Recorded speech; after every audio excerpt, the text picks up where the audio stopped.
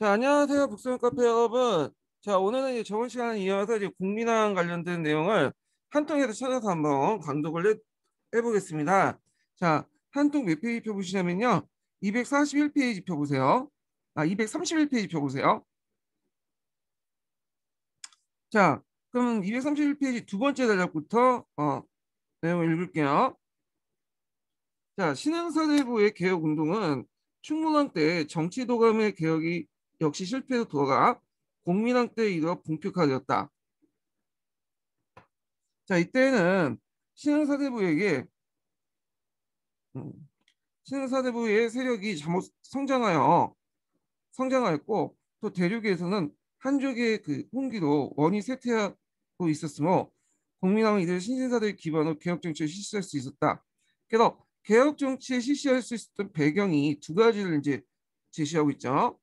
첫 번째는 국내적 배경으로 신진사대의 성장, 두 번째로는 대륙에서 한족의 흥기도 원이 쇠퇴됐다는 거. 그러니까 원명 교체기 시기였죠. 자, 그래서 공민왕은 이들 신흥 사대부를 기반으로 한 개혁 정책을 시행할 수 있었던 것이다. 자, 공민왕의 개혁은 안으로는 이 관문 세력을 억압하고 밖으로는 그들의 배후 세력인 원을 축출하는 것이다. 우선 공민왕은 기철 등 부원배를 제거하고 정동행성 이문소를 협파하고요. 자, 그 다음에 쌍성총관부를 공격해서 천령 이북의 땅을 회복하는 등 반환 정책을 강행했다.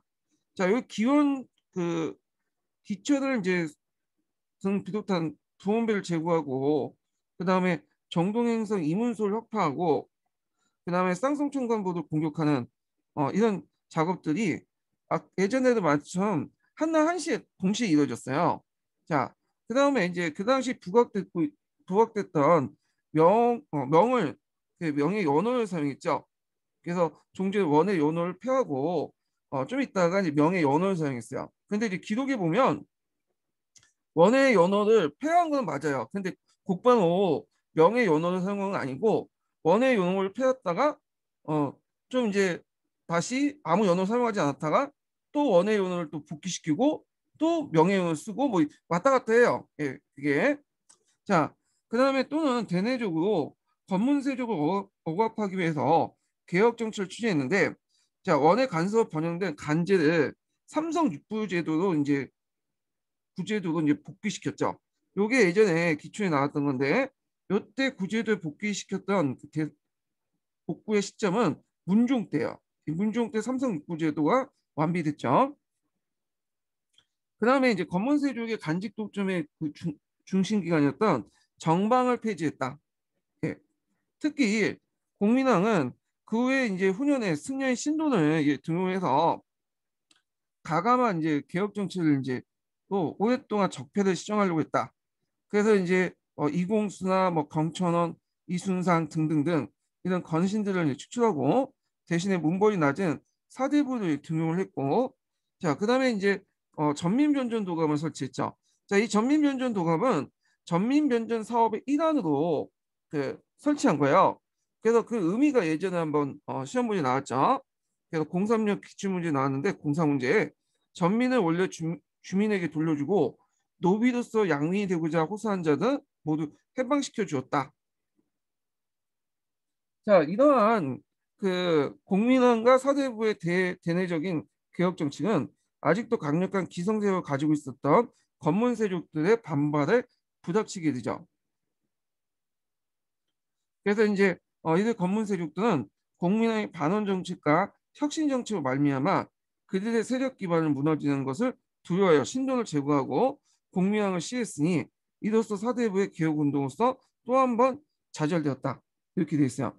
근데 이제 여기에서는 이제 신진사대부들이 아니 권문 세력들이 뭐 신돈을 제거한 것처럼 돼 있지만 실제로 고조사나 이런 거 내용 보면 신돈을 죽이는 사람들은 그 공민왕으로 돼 있어요. 네, 직접적으로. 그래갖고 이제 뭐 여러 가지 이제 신도 제거 이유에 대해서 이제 그 고조사에 적혀 있는데 그 우리가 그런 자세한 내용까지는 알 필요는 없고 자 하여튼 이렇게 신돈이 제거되었다는 거.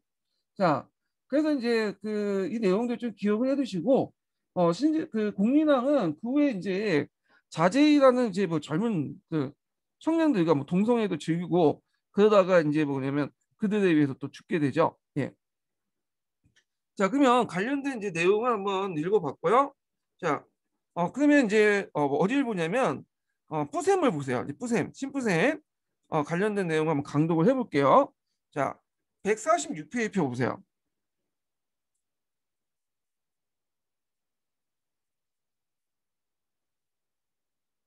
자, 146페이지 두 번째 단락 보죠. 그 전에 충무관 개혁에 대해서 읽었고 이제 그 국민당 개혁과 관련된 내용 한번 볼게요.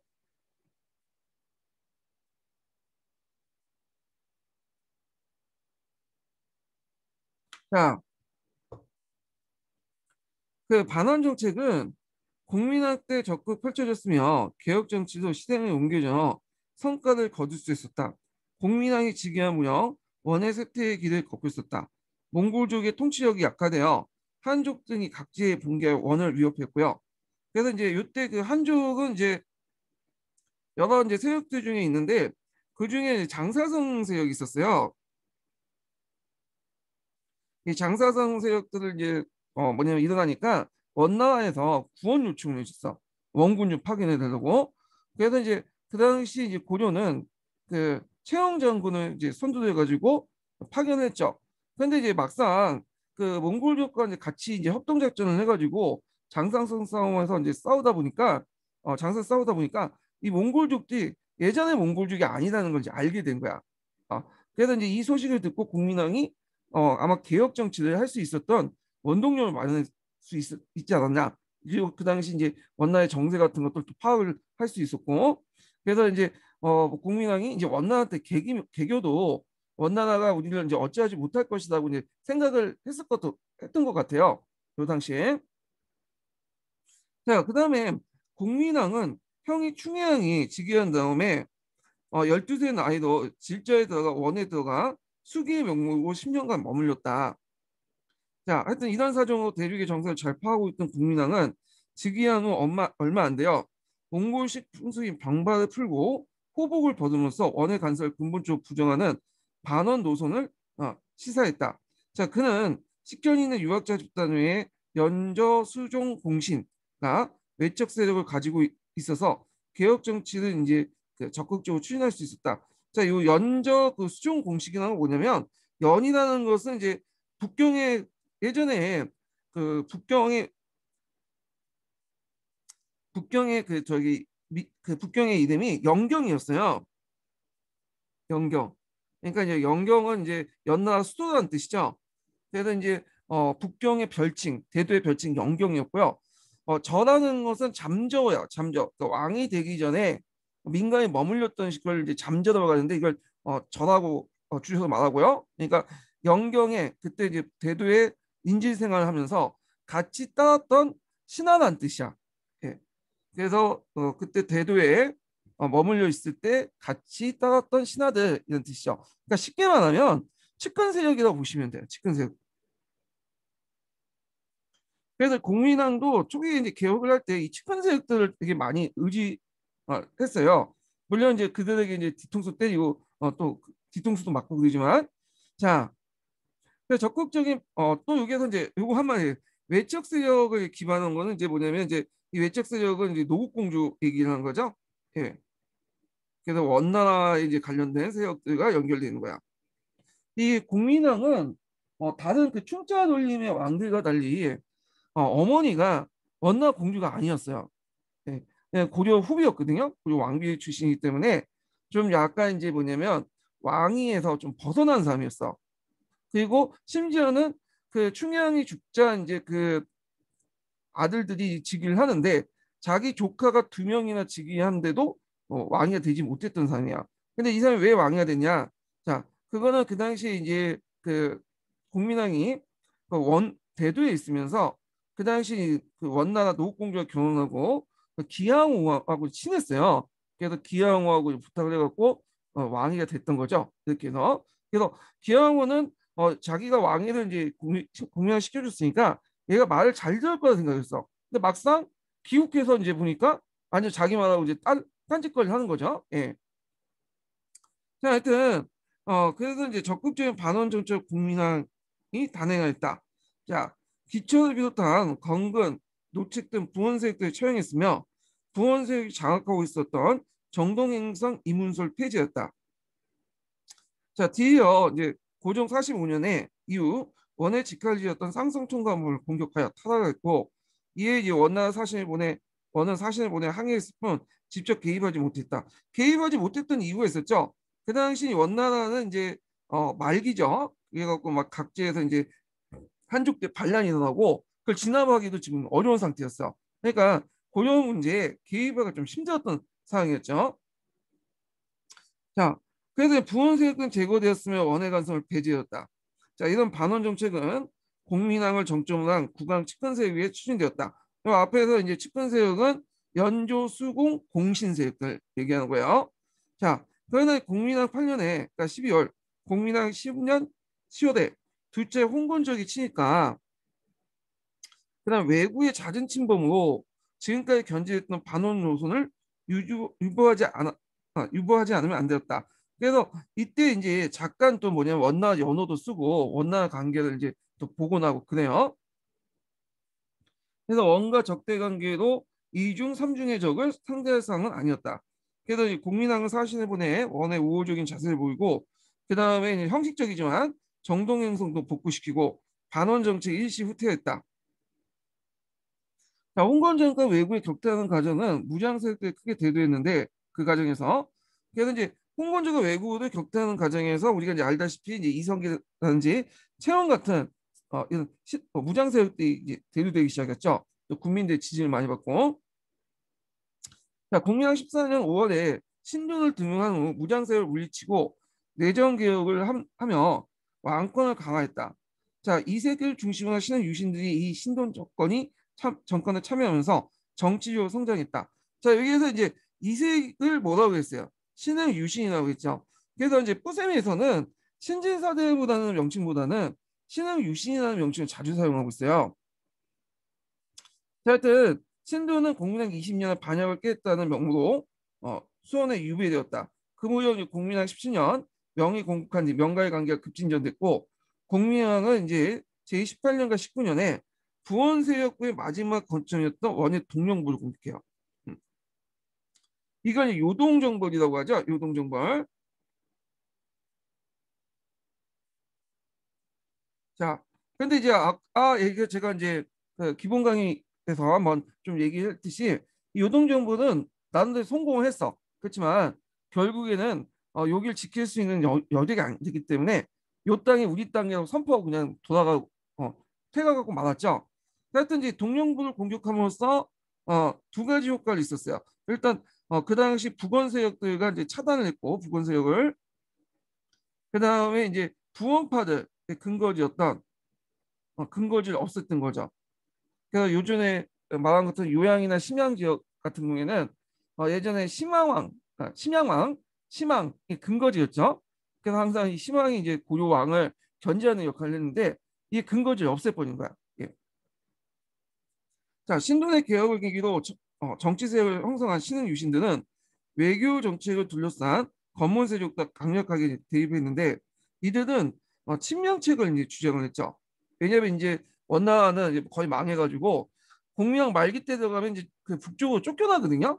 그래서 북원이라는 세력이 불과했고 조그만 이제 세력이 떨어졌고 그러다 보니까 이제 대륙을 장악한 명나라를 이제 섬기자, 명나라 친하자 이런 이제 주장을 했던 거죠. 근데 이제 검문 세력들은 계속 이제 시대적 파악을 못하고 친원 정책을 주장하게 되죠. 근데 이제 명나라와 외교 관계 성립된 직후에 4대 외교 관계를 한다 직후에 명은 그 앞에 이제 원나라의 영향을 받았는지 하여튼 그 원나라의 그 뭐냐면 그대로 원나라의 어떤 영향을 받든 하여튼 원나라 그대로 또 조공을 요구해요. 그래서 이런 것들이 외교를 압력을 가했고 그러다 보니까 이제 명가 외교를 주도했던 신흥 유신의 정치적 입장이 약화되었다는 거. 그래서 사후에 이임이라는 사람이 등장하죠. 예전에 사극에서도 자주 보이는데 이임이 검문세력의 대표자거든요. 이 사람이 이제 그 신돈의 자식이라고 이제 그 의심받고 있는 우왕을 옹립을 하게 돼요. 자, 그러면서 이제 이 우왕을 중심으로 자신이 권력을 장악하게 되면서 그때 이민이 이제 뭐냐면 취한 정책이 친원 정책이야. 어, 종전의 친명 정책에서 친원 정책으로 바뀌게 되죠. 그거는 뭐냐면 이제 그 명나라 요구, 곡물 요구가 너무 많다는 거야. 이게 원나라가 했던 것보다 더 많은 것을 요구했어요. 원나라 따라서 하면서도 하여튼 그 당시 뭐 곡물도 되게 요구하고 공료도 또 요구하고 우리가 이제 생각했듯이 그 뭐냐면 그 명나라도 초기 때 공료와 한관을 되게 많이 요구했어요.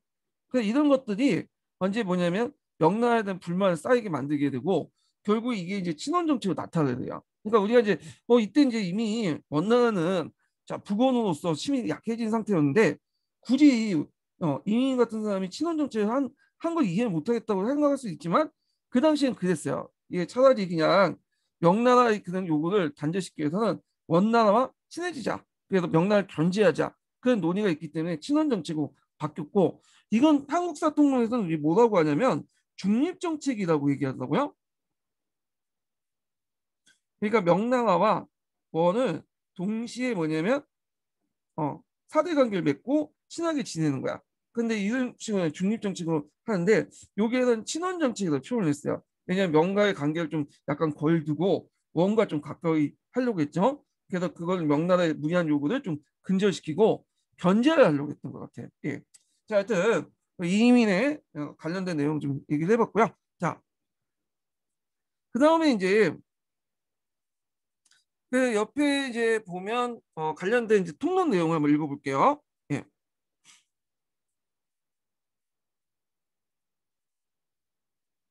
자, 다음 장 볼게요. 232페이지.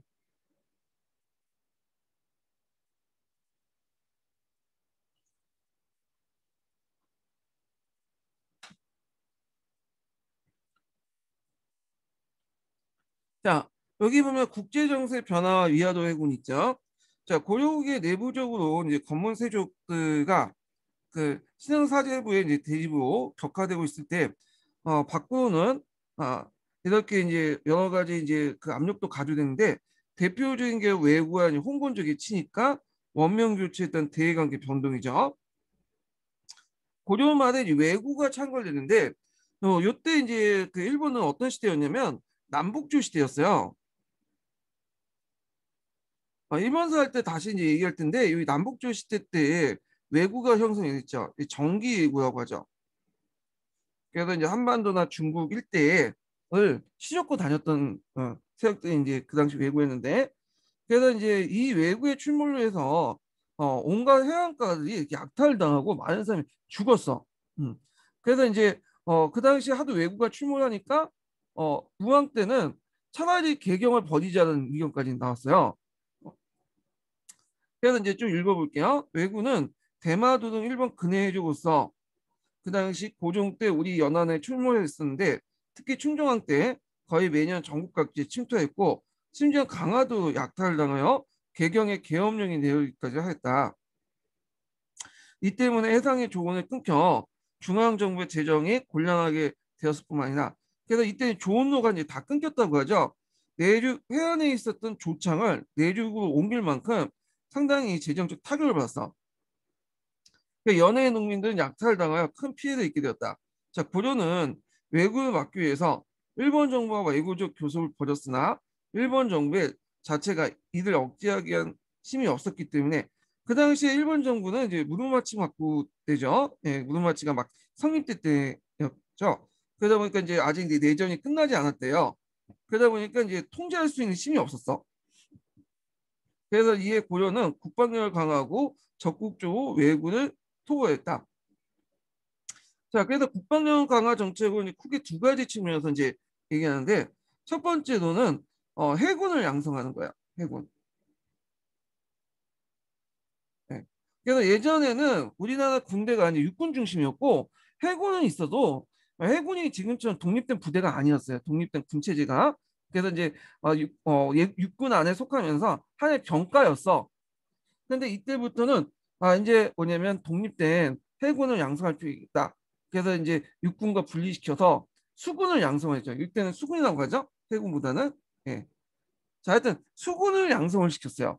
그래서 이 고려 후기 때 이제 만든 수군 체제가 후에 조선까지 연결돼요. 그래서 조선은 고려와 어, 달리 그 육군하고 이제 수군이 분리돼 있어. 예. 그래서 그는 병마사와 이제 수군사, 수병마 병마사나 이런 것들이 분리돼 있죠. 그 수군하고 육군이 분리되어 있는 체제가 고려 시대 때 마련되거든요. 자, 그 다음에 두 번째로는 하양 무기를 도입했죠. 하양 무기. 자, 하양 무기를 도입했는데 왜 그러냐면 일본 애들은 맨날 밥만 먹고 싸우기 때문에 근접전이 되게 강해요. 예. 그러다 보니까 이제 거기 근접전은 도저히 일본 애들을 당해낼 수 없어. 그래서 일본 애들이 오기 전에 배에 이제 올라타기 전에 멀리에서 대포 쏴갖고 이들을 이제 쳐부시기 위해서는 하양 무기가 필수적인 거야. 그래서 이제 여기서 나온 것처럼 채무선이 중국으로부터 이제 하양 무기를 이제 제조 기법을 받아들여서 연구해서 그 뭐냐면 하양 제조 방법을 이용해서 하양 무기를 만들기 시작하죠. 이걸 이제 외국 격퇴에 이용하고요. 그래서 채무선은 중국 상인들에게 하양 제조 방법을 배워서 1377년에 하통도감을 설치했어요. 자, 이 명칭 좀 외워두세요. 예전에 채무선과 관련돼서 독립된 문제는 안 나왔지만 객관식 기출문제에 뭐냐면 약간 이제 지문으로 나왔어. 그렇기 때문에 나올 가능성이 있을 것 같아요. 그래서 이제 하품을 만들어서 왕 6년, 우왕 6년이죠. 그래서 이제 여기에 이제 칠포, 금강 일대에 진포 일대에 진포 일대에 외선 500여 척을 불태웠다. 이게 유명한 진포대전이죠. 진포대전. 그래서 여기가 이제 이게 전쟁사에서 어떤 의미가 있는데 이게 최초의 그 해전에서 최초로 하양 무기를 사용한 거예요. 대포를. 그래서 최초 대포를 사용했는데 예전에는 육전에서만 주로 이제 뭐냐 육상전에서만 그 대포를 사용했어요. 육지에서만. 그런데 해전에는 사용하지 못했거든요. 왜냐면 배에다가 대포를 실으면 대포의 그 반동이 그 배가 이겨내지 못해요. 근데 이제 우리나라 배는 고려 때부터 평저선이라고 했죠. 첨저형이 아니라 평저선이기 때문에 밑이 평평해요. 그래서 좀 속도는 늦을지 몰라도 안정감이 있어요. 그래서 여기에서 대포를 싣으면 이 반동을 흡수를 할 수 있어요. 예. 그래서 대포에 싣고 만약 적을 앞으로는 왜구를 격파를 했다. 그래서 이제 이게 이제 해전 역사상 최초 대포를 사용했던 전투로 또 유명하죠. 자, 그다음에 이성계가 이제 그 뭐냐면 항산 전투에서 이제 그 왜군을 또 격파를 했고, 박이가 이제 전함 백척을 이끄고 그 당시 왜구의 소호였던 대마도를 점거하죠. 대마도. 그래서 이제 그 당시 대마도가 이제 그 당시 왜구의 소호였죠. 대마도는 산지이기 때문에 그렇게 농경을 먹고 살 수 있는 곳이 아니에요. 그러다 보니까 좀 약탈 경제를 좀 하거나 한반도의 교류를 통해서 이제 먹고 살았는데 여기가 이제 예전에 왜구의 소굴이었어요. 그래서 여기를 정벌을 했고 그 후에 조선시대 때도 이제 뭐 두 번에 거쳐서 대마도 정벌이 일어나죠. 자, 그 다음에 이제 다음 읽어보면 공민왕 때 대륙부터 홍건적에 치료받았는데 공민왕이 즉위할 무렵 대륙 정세가 크게 변동하여 오랫동안 세계 제국을 형성했던 원이 쇠퇴하고 각지의 한족이 봉기되었다. 자, 홍건적은 그런 한인 반란군의 하나였던 한산동 유복통 같은 등이 그 하북성 영평이 일어나 북중국의 원세력을 축출하고 그 기세가 강성했는데 자, 이들 원군이 반격을 받아서 그 중에 한 무리가 요동에 쫓겨서 고려에 침범했다. 자, 나중에 좀 중국사 얘기할 때 얘기했지만 이 한산동 유복통이 그 익힌 홍건조는 체계적인 어떤 군대로 조직한 게 아니야. 하나의 지휘체계로 여러 이제 군벌로 이루어진 연합체제였어요. 그래서 그 중에 그 하북 지역에 있었던 그 홍건족 중에 제일 약한 부대예요. 네. 그 부대가 이제 뭐냐면 원군에 쫓겨가지고 이렇게 이제 압록강을 건너가지고 우리나라에 밀려오기 시작한 거죠. 자, 이때 홍건적은 서경까지 다다랐으나 고려군의 패에 큰 피해를 입고 되돌아갔다. 1361년에는 홍건적이 다시 침입하여 개경을 함락하고 왕은 어디까지 이제 도망갔냐면 복주까지 이제 갔어요. 그래서 안동까지 도망갔죠. 자, 그래서 이제 그때 이제 뭐 이망시나 김덕배나 등등 이런 장군들이 이제 모아가지고 이 홍건족들 다시 격파해서 개경을 다시 수복을 했죠. 자, 그 다음에 이제 그 고려는 그 밖으로부터 외구와 홍건적의 침입을 받아 큰 고통을 겪었는데 이때 대륙 정세도 크게 변하여 고려에 영향을 끼치게 됐다. 즉 한인 반란군의 한 사람이었던 주원장이 난경에 명을 세우고 원의 대도를 함락시켜 원이 멀리 북쪽으로 도망가게 되죠. 그래서 원명 교체를 이기게 되고 자 이때 이제 반원 정책을 추진했던 국민왕은 명예 사신을 보고 명예 연원을 사용해서 친명 정책을 사용하고요. 이때 이제 도망간 원을 그 고조세는 북원이라고 해요. 북원. 자, 그러나 국내에서는 아직까지 친원 세력이 잔존하고 있었으며 자, 외교 정책을 둘러서 대립이 일어났다. 자, 이때 친명파는 국민함을 정점으로 신진사대로 구성된 데 반해서 친원파는 이전부터 원과 연결되어 있던 검문세족들이 주를 이뤘다.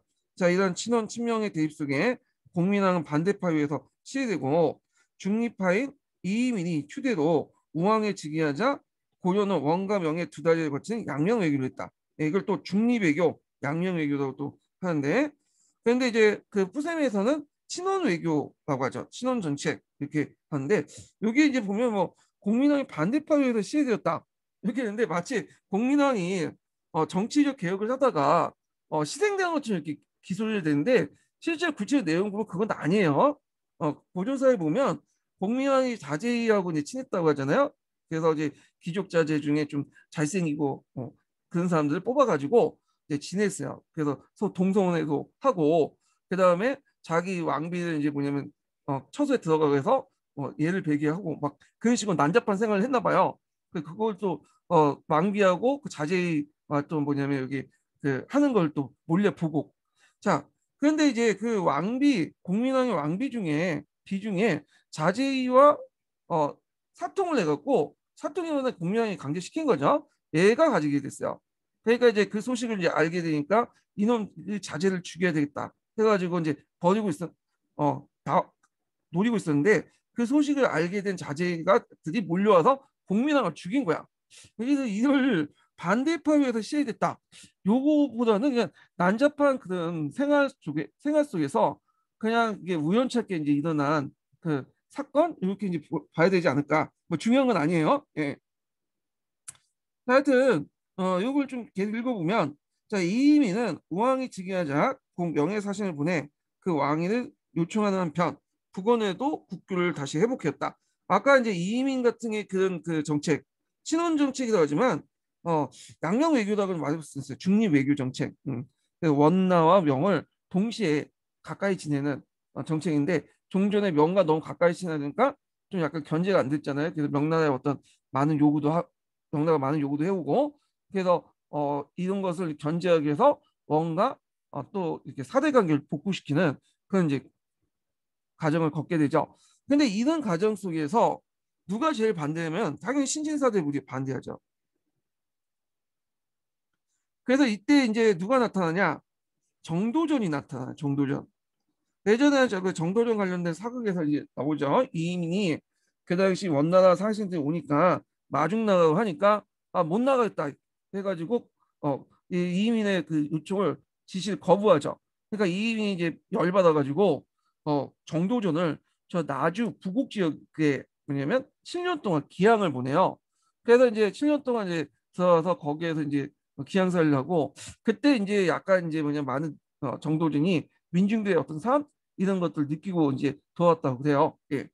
자, 하여튼 요 관련된 내용이 예전에 그 기출문제, 객관식 기출문제에서 정도전 일생을 다룬 연표가 있는데 요게 있더라. 나중 기항. 예.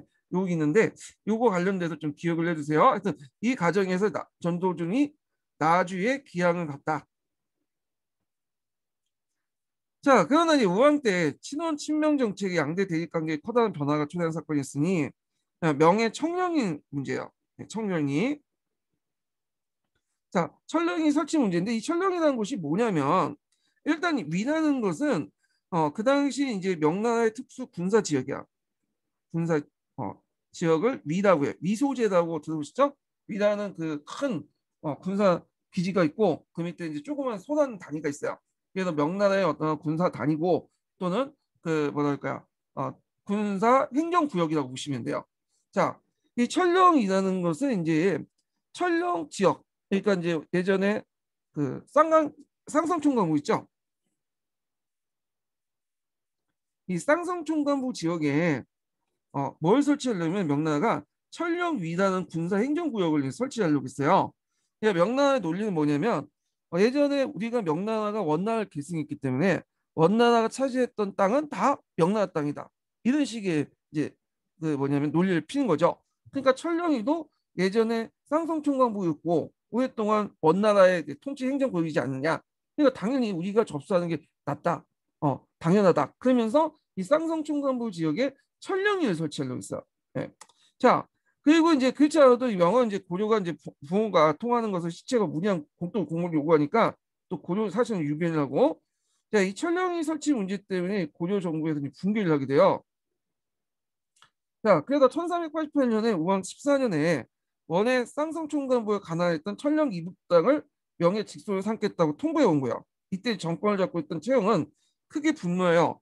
도리어 이 기회에 명이 차지한 요동 지방을 회복하려고 하자. 이렇게 하죠. 참고로 이때 이제 최영하고 이성계 간의 어떤 연합 정권이 형성됐어요. 그 앞에 말하는 이민이 있죠. 여기는 좀 빠졌는데 이 이민이 행포를 부리다가 결국에는 최영이 이성계를 꺼져서 이 이민을 제거시켰어요. 예. 그리고 그 이민 일당을 거의 이제 주육을 내서 이제 제거를 해버렸거든요. 그래서 그 당시 천령이 설치 문제 때는 그 당시 최영이 주도권을 잡고 거의 이성계가 이제 같이 정치를 했던 때야. 그리고 최영은 또 우왕하고 이제 뭐냐 사돈 관계를 맺게 되죠. 그래서 이렇게 해서 이제 뭐냐면 최영이 이제 그 우왕의 이제 장이 되고 최영의 딸이 이제 우왕의 딸 부인이 되는 거죠. 왕비가 됐던 그런 상태이기 때문에 최영이 그 당시 막강한 영향력을 행사할 때예요. 그러니까 이제 최영의 이제 말빨이 먹혀 들겠죠. 근데 이에 반해서 이성계 같은 경우에는 우리가 알다시피 사불가론소를 내서 네 가지 이유로 해가지고 요동 정보를 하지 말고 외교적으로 문제를 해결하자 이렇게 했는데 이게 먹혀들지 않았어. 결국에 최영 말대로 최영을 총사령관에서 팔도 도통사를 하고 조민서를 자군 부통사, 그러니까 이성계를 우군 부통사 삼아서 요동 정보를 나서게 돼요. 자, 근데 이제 최영이 직접 이 조민수와 이성계를 끌고 와가지고 나갔어야 되는데 이 우왕이 최영을 붙잡았어요.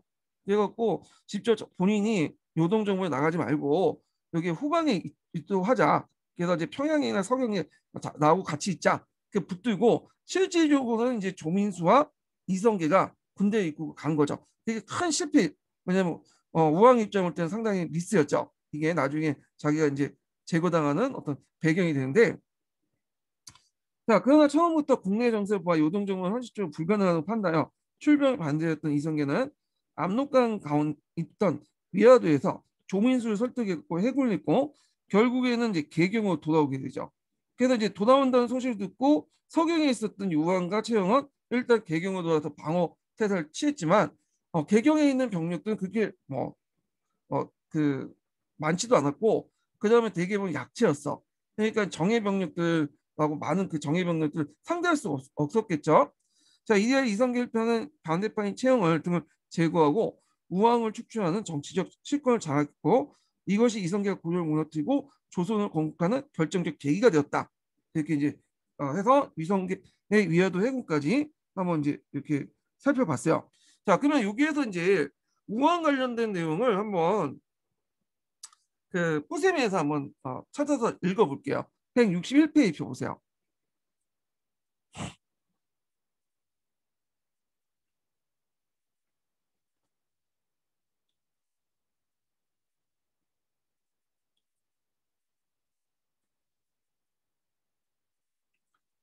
자, 여기 이제 보면 이제 우왕 때 이제 일들을 좀 읽어볼게요. 자, 공민학 개혁 정치는 공민학 20년 신도의 시각화가 크게 후퇴되었고 정계에 출출되었던 검문세력과 무장세력들이 재집권에 반해서 공민학 16년에 성균관 중영을 계기로 활발하게 등장했던 신은 유신의 정치적 입지는 약화되었다. 공민은 자제의 설치와 도당의 위상 강화. 그다음 이 도당이라는 거는 이제 그 당시 도평 의사설 얘기예요. 자, 이런 등등을 해가지고 왕권이 강화했으며 무장세력 역시 도당의 위상 변화를 기대고 전국의 주도권을 장악하면서 이민과 최영 등이 새롭게 이제 구상되었다. 자, 최영을 비롯한 주요 장수들은 제주 정벌에 나서 아직까지 기한되지 않은 시점에서 공민의 시해된 사건이 일어났고, 이 제주 정벌은 뭐냐면 그 당시 제주에는 어떤 사람들이 있었냐면 어, 원나라 후손들이 살고 있었어요. 원나라 그 목동들 있죠. 네, 목동들이 이제 거주를 하고 있어서 얘네들이 이제 말을 키우고 있었거든요. 그래서 원나라가 이제 쫓겨났더라도 이들은 계속 거주를 하면서 그 지역에 영향력을 행사하고 있었어요. 근데 이제 명나라가 고조에게 요구했던 게 뭐냐면 말이었어. 그래서 이 말은 어디에 났겠어요? 제주도 말이 명마니까 제주도에서 이제 명마를 끌어서 원나라 명나라한테 갖다 바치려겠죠. 그러니까 이제 원나라 후손이었던 목동들이 가만히 있지 않은 거야. 왜 우리가 우리 그 조국을 멸망시킨 명나라에게 말을 갖다 바쳐야 되냐? 자, 그러면서 목동들이 반란을 일으켰어요. 그래서 이때 최영등 비롯한 주요 장수들이 제주에 목동도 반란을 진압하고 갔어. 그래서 이제 이때 이제 없었던 시점이죠. 그래서 이제 그때 자제에 의해서 공민왕이 시해당하고 당한 사건이 일어났죠. 자, 이때 이제 그 이의민은 혼자 궁궐에 들어서 그 공민왕을 이제 살해한 자제 애들을 잡아서 진상을 파악하고 그 다음에 이제 공론을 확보한 후에 누굴 내세웠냐면 열살의 우왕을 이제 다음왕으로 추대하게 돼서 권력의 핵심을 자리를 잡았죠. 자, 실권을 장악한 이의민은 정치 개혁보다는 권력 유지에 위해서 허전을 매기도 한 파행적인 족당 정치를 운영했고, 그래서 고조사의 정치 경제 모순을 심화시켜 나갔고요. 자, 우왕초 이임에 대한 원에 대한 사대를 제기하려고 반발하다가 많은 신흥 유씨들이 지방에 유배가 되었고, 이 과정에서 아까 얘기한 그 정도전도 나주에 유배당했어요. 자, 그래서 이제 이렇게 했는데 이때 이제 신흥 유신 중에 배신자들이 생겨서 뭐냐면 이임과 뭐냐면 혼인관계를 통해서 족당상에 편입된 사역도 있고 그런 등등 했는데 대부분 신흥 유신들은 이임이 정권에 되게 부정적이었다는 거.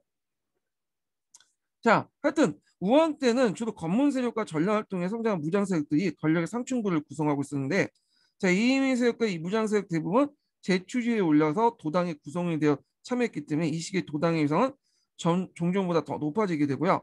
자, 우왕 때의 정치상은 독점과 부패로 특징질 수 있는데, 자, 이때 어린 국왕은 뒷전에 물러가 정치는 안 하고 막 놀려다니고 막 여자들하고 막 이상한 짓도 많이 하고 등등 해가지고 실제 권력은 이민, 임경민, 영웅망, 이민 일당들이 차지를 하고 있어. 이 사람들은 이제 마구 이제 사람들 이제 뭐냐면 토지도 뺏고 인사도 지멋대로 하고 등등 그렇게 하고 있었는데 이걸 이제 보고 있었던 채용이 가만히 있으면 안 되겠다. 그래서 아까 좀 말한 것처럼 자기 이제 군사 기반과 그다음에 그때 이제 성장했던 이성계의 협조하에 한날 한시에 이제 이민과 임경민 영웅방 일대를 영웅방을 대거 수청을 해요. 그래서 최영국의 최고 실권자 자리를 잡게 되죠. 그때 이제 이성계가 부상이 되고 신흥 그 유신대 입지가 이제 강화되기 시작하죠. 이때 우왕 때 잠깐 신원정책 검은색 때 바로 때문에 그 신흥 유신들이 위상이 약화됐잖아요. 물론 이제 일부는 그 영웅왕이나 이런 사람들에게 이임에게 붙은 사람도 있지만, 자, 그래서 우왕 14년에 명에서 천령을 설치하고 천령 이북의 땅을 요동도사의 가나다에 두겠다고 통보를 해오니까 고려에서 크게 반발해서 요동정부를 단행을 하고요. 자, 요동정부에 대해 이성계는 반대 입장이었죠. 그래서 이제 작은 나라가 큰 나라를 거스르는 건 옳지 않으며 여름철에 군사를 동원한 건 부적당하며 요동에 공격하는 틈을 타서 왜구가 창궐할 것이며 무덥고 비가 많은 오는 시기에는 하리 악을 녹아 풀어지고 병사들이 정협병에 걸릴 것이 있다. 그래서 사불가론을 반대했다. 이 사불가론은 유명하죠. 요거 쓰고 나오진 않겠죠. 근데 혹시 모르니까 한두 개 외워두세요. 네.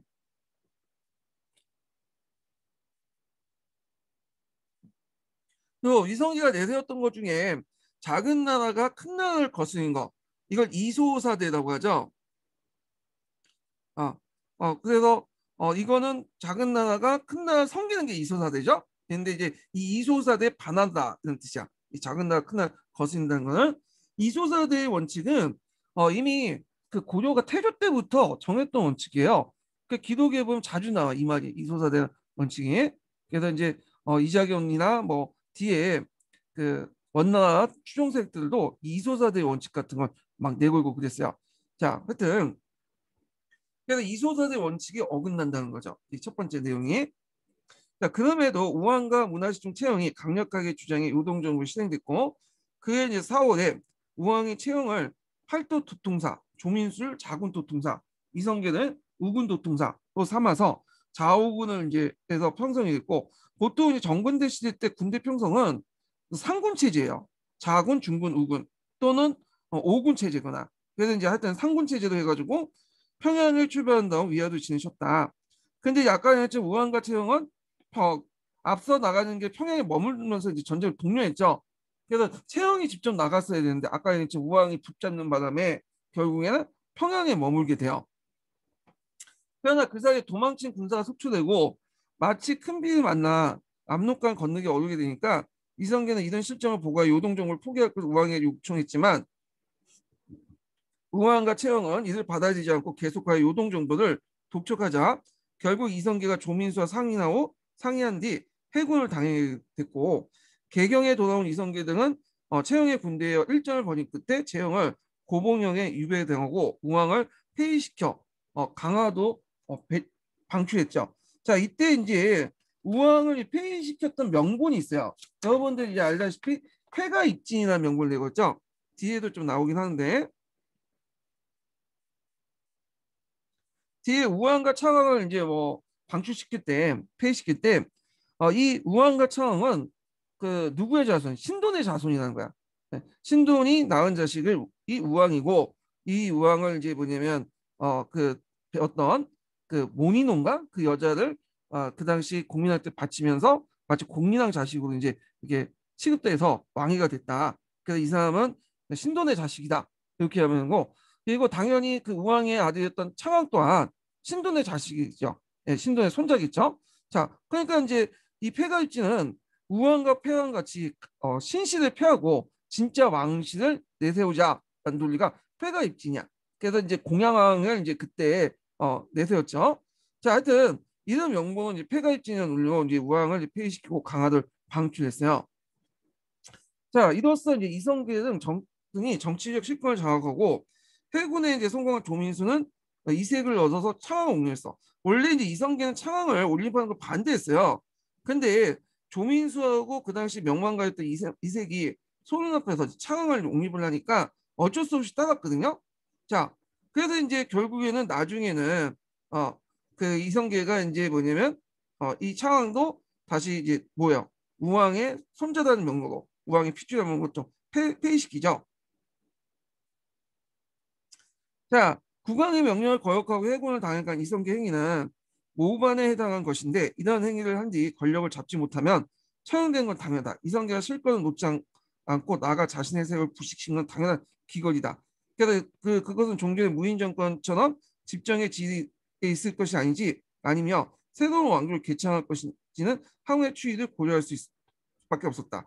근데 이제 무인 정권 시기하고는 좀 달랐던 게 뭐냐면 앞에서 제가 좀 얘기했을 거예요. 최씨 정권은 자기가 왕이라 됐을 경우에는 그걸 뒷받침할 수 어떤 이데올로기가 없었어. 그 브레인도 없었고. 근데 그 당시에 이제 그 이성계는 좀 달랐죠. 브레인은 신진사대부이 있었고 그리고 이 신진사대부이 내세웠던 논리가 역성형 명론이에요. 왕이 왕 같지 못하면 그냥 쳐내는 건 당연한 거다. 이런 식의 이제 역성을 들고 내면서 이제 자기 왕의 정당성, 이제 조선의 어떤 건국의 정당성을 마련했고, 그 다음에 또 두 번째로는 최씨 정권과 달리 이성계는 나름대로 국민들의 지지를 많이 받고 있었어요. 그래서 이제 외구나 이런 걸 격퇴 등을 통해서 국민의 지지를 받고 있었다는 것. 이런 것들이 이제 이성계가 최씨 정권과 달리 새로운 왕조를 창립할 수 있었던 또 배경이기도 해요. 예. 자, 그 다음에 이제 이렇게 이제 좀 보면요. 이게 또 어떻게 넘어가나? 자, 그러면 이성계의 이제 집권 과정을 이제 뭐냐면 통론에서 이제 좀 내용을 좀 볼게요. 음. 자, 위화도 해군 이성계 일파가 정권을 장악함으로써 권문세종은 급격히 도태되기 시작했다. 특히 해군 공신이었지만 권문세종에 속했던 조민수가 해군 직후 창하고 옹립하는 건사를 누리다가 이성계 일파에게 실각당하고 창학마도 신존의 자손이라 하여 축출되자 정치적 실권은 완전히 권문세종 때 신진사대의 손으로 넘어가죠. 자, 이게 이제 뭐냐면 폐가 입진의 논리죠. 그래서 가짜 왕을 폐하고 진짜 왕을 세운다. 네. 그래서 우왕과 창왕은 부자는 신돈의 자손이다 해요. 결국에 퇴출됐고 살해됐죠. 자, 그들이 이제 이거는 하나의 명분에 불과하죠. 그런데 이 조선시대 거료사에도 이런 명분이 반영이 돼서 우왕과 창왕은 세가에서 떨어져서 열전에 편입돼요. 원래 이제 고려 왕들은 제후기 때문에 세가에 들어가 있는데 이 우왕과 창왕은 그 왕이 될 수가 없죠. 왜 왕이 될 수 없어요? 정통성이 없잖아. 비록 왕이라고 칭해도 성리학적인 정통성이 없잖아요. 이 사람은. 그러니까 이 사람은 당연히 열전에 들어갈 수밖에 없어. 이게 이제 근거가 됐던 것이 회가 일정이 회가 입진인 거야. 당연히 또 거기에 이제 기록된 이름 또한 어떻게 기록돼 있냐면 신우 신창이 돼 있어. 예. 그래서 시호가 없고 이름이 기록돼 있어요. 이름. 우와 창은 시호가 아니에요. 그리고 신자는 이제 뭐냐면 신돈의 자식이기 때문에 신우 신창이라고 불렸던 거죠. 자, 이런 것도 다 폐가입진의 어떤 논리 속에 있다는 것 좀 기억을 해두시면 돼요. 자, 그러면 이제 요거 이제 더 이제 나중에 좀 더 설명하고 예, 뭐한 가지 더 얘기하려고 했는데 여기에서 설명하는 거는 뒤에서 좀 설명하는 게 더 나을 것 같아서 일단 이제 계속 읽어볼게요.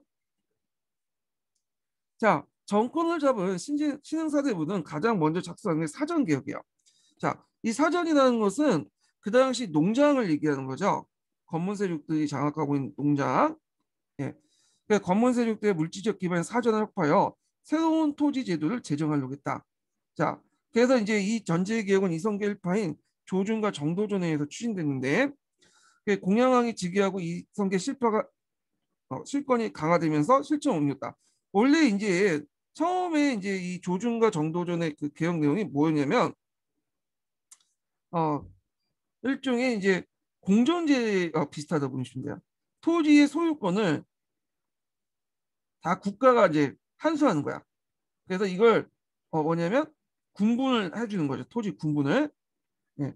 이런 식으로 해갖고 이제 뭐냐 국가가 토지 소유권을 갖고 어, 농민들에게 똑같이 군분을 해주는 토지 군분을 해주는 그래서 개구수전하는 제도를 생각했어요. 개구수전은 머리를 센 대로 수전 땅을 나눠줘서 분분한다. 근데 이제 이거는 뭐가 문제가 있냐면 소유권을 건드는 거잖아요. 예, 땅. 그래서 소유권을 건드면 그 땅 주인들이 가만히 있겠어요? 들고 일어났겠죠. 아무리 무력을 가지고 있고 있더라도 이 소유권을 가지고 있는 지주계층들이 다 들고 일어나면 이겨낼 수가 없어. 지금도 그렇잖아요. 지금 문재인 정부가 지금 이번에 서울 부산시청에 이제 떨어진 거, 그러니까 문재인 정권의 지금 지지가 떨어지고 서울과 부산의 시장에서 지금 국민의힘이 됐던 것도 땅 문제 때문에 아니에요. 땅값 문제 때문에. 그래서 이것까지 건들 수는 없었고, 그래서 이제 어디만 이제 건드렸냐면 이 가전법인은 수조권만 건졌어요. 소유권을 건든 게 아니라 수조권만 건졌어.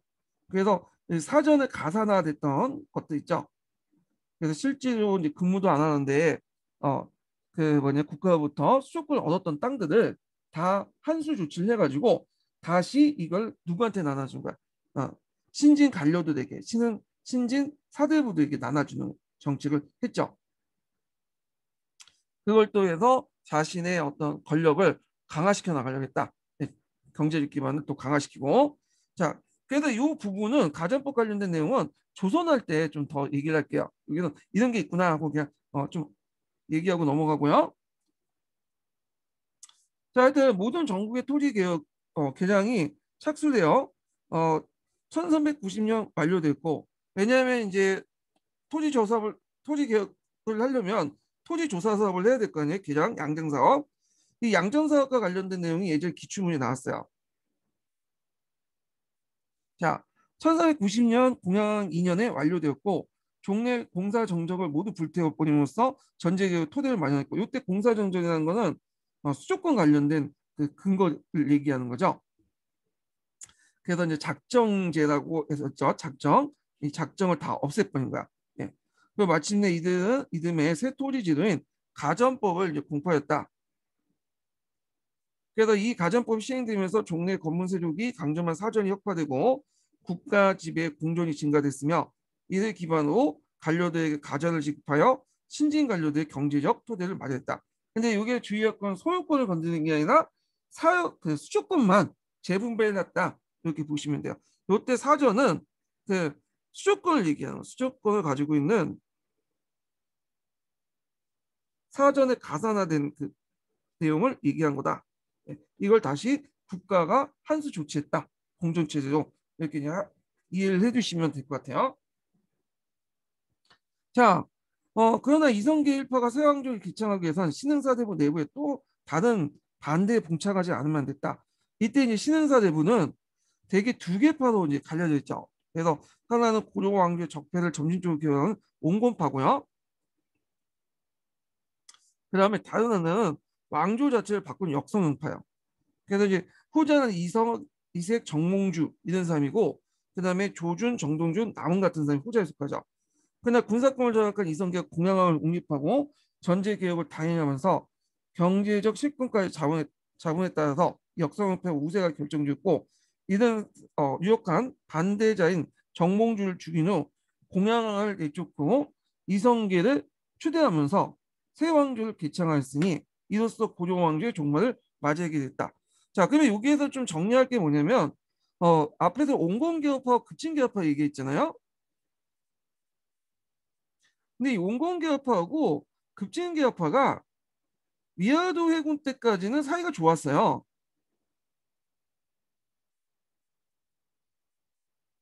여기까지는 협력했죠. 위화도 해군까지는.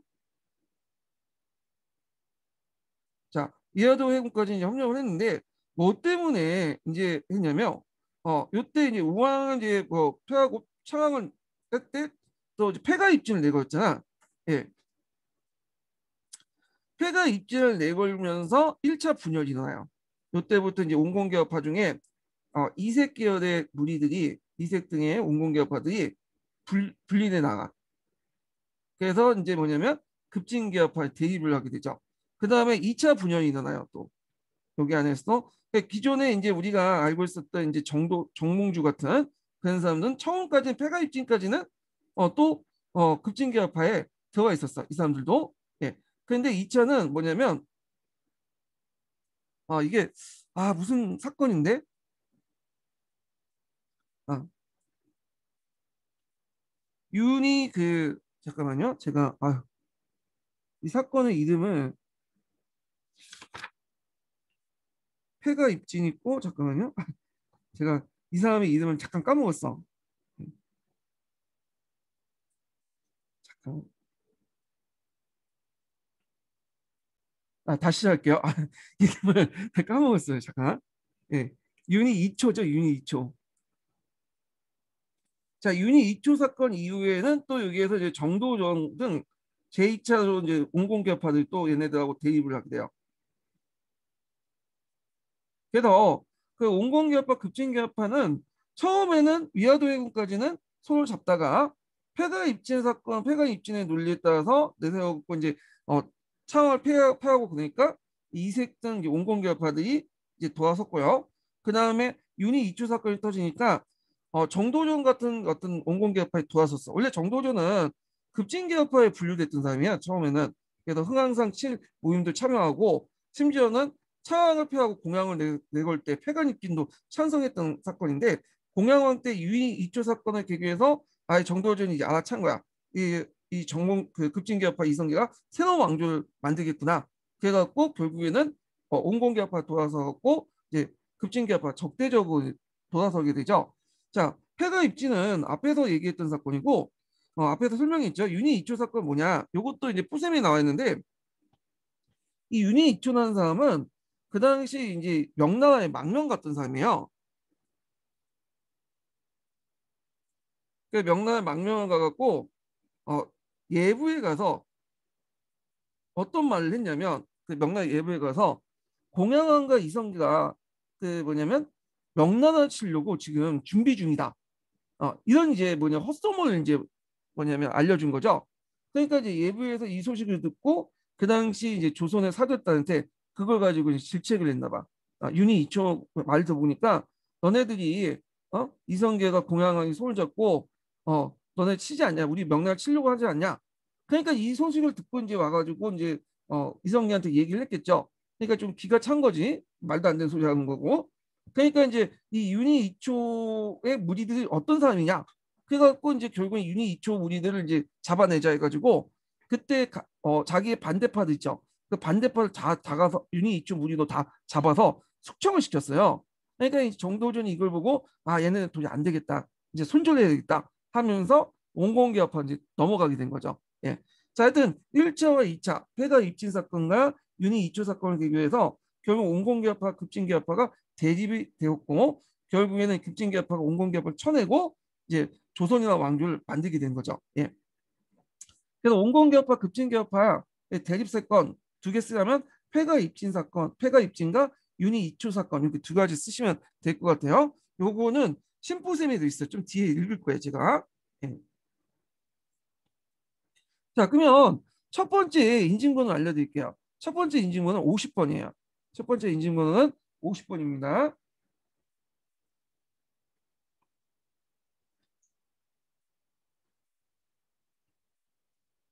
자, 그럼 관련된 내용 한번 읽어볼게요, 또.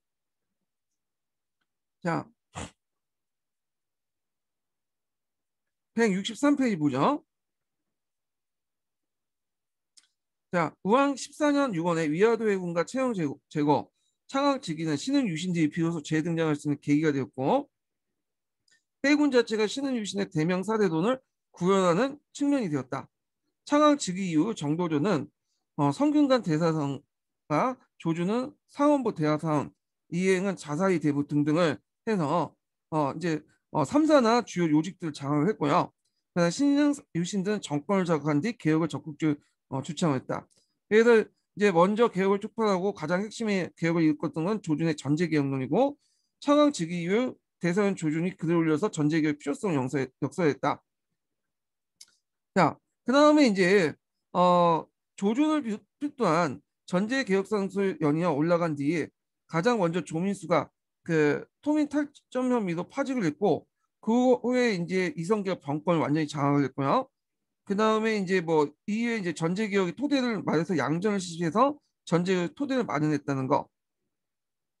강간되는 이생 및 그의 측근이 이순인과 건근을 공격했고 이순인과 건근은 유배되었다가 이색은 이에 불만을 품고 장단에 체거했다. 자, 이때 마치 최영의 조카 김저가 우왕의 복을 깨닫다가 발각되어 관련자를 처벌당한 사건이 일어났고 이를 계기해서 이제 이성계가 했던 게 폐가 입진 사건이야. 그래서 폐가 입진을 몰아서 창왕을 몰아내고 그 다음에 공양왕을 독립을 했죠. 이때 이 사건을 계기로 해서 1차 이제 뭐냐면 공공개혁파와 급진개혁파의 대립이 일어나고 그리고 이 전후로 해갖고 이제 이색이 이제 뭐냐면 손절되죠. 이성계하고 이제 관계를 딱 끊어버려. 이색을 따는 무리들이.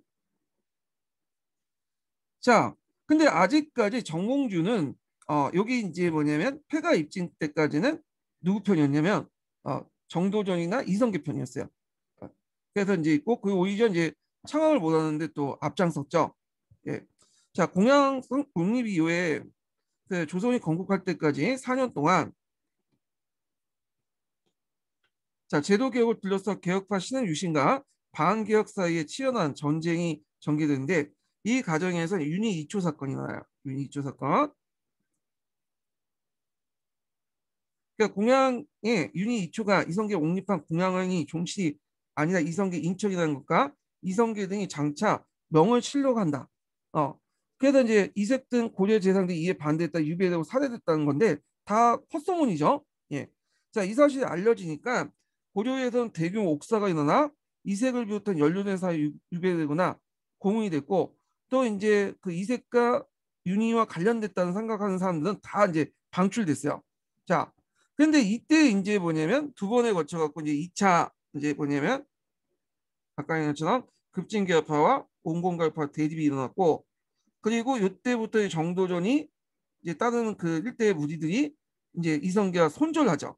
예. 그래서 이 정몽주가 이때부터 온건계파로 돌변하게 되죠. 자, 그래서 정몽주는 경영에 동의했고 공양 옹리까지 이성계 합력했으나 폐가입진까지 합력했으나 윤희 이초 사건을 처리하는 과정에서 이색과 건근 등을 두둔하고 나섰다. 그래서 이제 이때부터 정몽주는 반이성계 중심 인물로 떠올렸다. 자, 윤희 이초의 옥사를 마무리한 뒤에 공양왕 2년 7월 성운관에서 천도를 제기하고 신은 유신의 반대에도 불구하고 9월에 천도를 강했다. 요때 천도는 어디에서 천도한 남경을 천도하고 있어요. 공양왕이 남경을 천도했다고 했는데 막상 이제 남경에 천도했다가 곧바로 돌아와요. 예. 그래서 이 돌아온 이유에 대해서 이제 뭐 여러 가지 서 있는데 아마 이제 그때 실권자는 공양왕이 아닌 이성계였으니까 이성계가 남경에 천도를 하려고 이제 마음과 갔는데 반발이 많아갖고 돌아온 걸 보고 있어 학자들이요. 자, 그래서 있고 잠깐만 이게 이름이 나오는데 네. 자 이렇게 이제 이렇게 있고 일단 이제 정몽주는 그 수무한 시중에 올라 판상서사를 겸했고 관리 인사를 관여하고 이를 통해 자기 세력 확대해 나갔고 그래도 나름대로 이제 뭐 자기 세력에 생각하는 사람들 이제 사면을 시켰죠. 자 그리고 뭐 요때 뭐 패불론과 이제 척불론 내용인데 이거 각자 읽어보시고 예. 자 결국에는 이제 공양한 4년에 이성계가 마대에 떨어져 위독한 틈을 타서 대간들 이성계 일파를 또 쳐내고 그래서 이제 뭐 정몽주가 주도권을 장악하려고 했지 된 것 같이 보여졌지만 결국엔 이방원이 정몽주를 격살내버리죠. 예. 그래갖고 정권을 잡았고 반대파를 제거하죠. 그때 이제 이방원하고 이제 정몽주 간에 하여가와 단신간을 읊으면서 했다는 얘기가 전해지는데 이거는 여러분들 역사적 사실이 아니에요. 예, 그래서 이방원이 뭐 정몽주가 뭐 단신가하고 이방원이 하여가를 했다. 그래서 이제 이방원이 정몽주 병문안 가갖고 그런 소리를 했다는데 이거는 역사적 사실도 아니고 고려사나 고려사저도 조선왕조실록에 어디에도 없어요. 이건 뒤에 정몽주가 그 편찬한 시집문을 편찬한 포온집인가? 거기에 이제 실려 있는데 이 포온집도 16세기 때 들어왔어. 포온집 안에 16세기 들어온 내용이기 때문에 이건 역사 사실 아니에요. 예, 하여가 단신가는 후에 만들어진 얘기고 그 다음에 이제 성주교에서 뭐 격살당했다. 그래서 원래 선지교였는데 선주교도 이제 이름 바뀌었다 이런 식의 일화도 있는데 이것도 역사 사실 아니에요. 기록에 보면 선주교 부근에서 죽었다고 되어 있어요. 그래서 이 정몽주가 이제 관련된 내용은 상당히 후대 만들어진 얘기들이 많아요. 이 사람들은. 자, 하여튼 이렇게 해서 이제 한번 관련된 내용을 이제 읽어봤고요. 그래서 이제 넘어가서 통론을 이제 넘어갈게요. 통론. 자, 정치 체제 변동해가지고 고려기 때 중앙 정치 제도 변화 관련된 내용을 강독을 하는데 이 부분은 좀 쉬었다가 할게요.